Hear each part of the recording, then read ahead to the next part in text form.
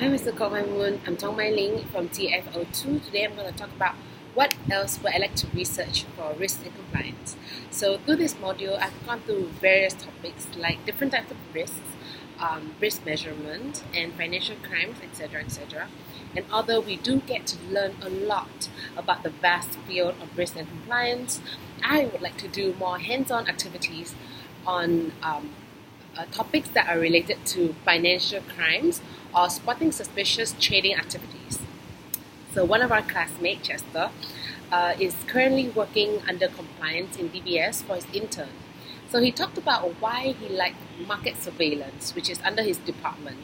So he personally enjoys looking at trends of how a suspicious individual trade, whether they're trying to manipulate the market through through looking at their volume or price, or whether they're trying to make fictitious trades. So each cases are different, as different individuals have different ways to try to take advantage of the market. So to apply to the RAC framework, for example, an assignment can be focused on financial crime under money laundering. So students can be asked to assess a client's banking activities in a given state case study. They can be required to identify the suspicious transactions, such as when the client received a large amount from a shell company in Cayman Island. Another example is when clients used mirror trading, as when they use dirty money to buy shares and then sell shares that worth the same amount in a place overseas. So overseas. So students are to investigate these two transactions and figure out whether the proceeds were from an illegitimate source.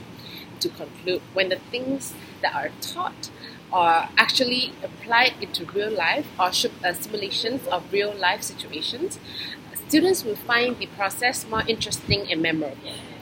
Combating financial crimes and client transaction monitoring is important in keeping the integrity, fairness, and just in the financial system, especially in Singapore, where we are an emerging financial center.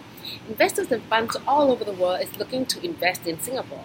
So the dilemma that Singapore has to face is whether to allow these funds to come into our country, our financial system, making it a robust financial metropolis, or to tighten our regulations and compliance in the banking system.